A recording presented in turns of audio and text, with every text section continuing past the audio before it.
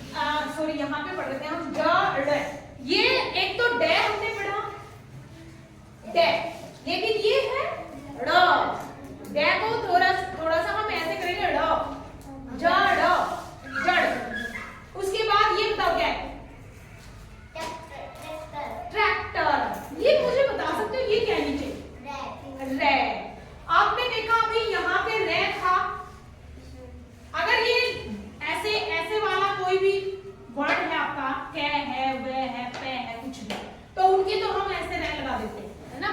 लेकिन अगर ऐसे हो जैसे ये है, ड है, ते है, इनके अगर हम रे लगाना चाहते हैं तो कैसे लगेगा, ऐसे, ठीक है। मुझे बता सकते हैं इसमें आधा कौन सा है, पूरा कौन सा है? आधा ये पूरा ये। आधा कौन सा है, ते, और पूरा रे। तो ये जो मात्राएं हैं ये किसको मिल जाएगी, देखो रे को, और क्या बन जाएगा, ट्रैक्टर। ते आधा बोलेंगे, देखो ट्रैक्टर, क्या है, ट्रैक्टर, ना कि ट्रैक्टर, ट्रैक्टर नहीं है, ट्रैक्टर। ते आधा बोलेंगे, ट्रैक्टर। उसके बाद यहाँ पे आ गए आप, जो नई चीज मैं बताना चाहती हूँ, ये क्या है, ढाल, और ये क्या है, पढ़ना। ये नीचे क्या लगाया हमने, अभी बताया था आपको, नुक्ता। क्या बेटा ये, नुक्ता। अब नुक्ता की जो एक नई चीज मैं आपको बताना चाहती हूँ, कभी भी नुक्ता वाले जो वर्ण है वो शब्द के शुरू में नहीं आते, नुक्ता वाले वर्ण शब्द के शुरू में नहीं आते, कभी भी इनसे हमारा शब्द शुरू नहीं होता है, ठीक है। अब ये है ढाल और ये है पढ़ना, ये ढ नहीं है, ढ, ढ, ये पढ़ना।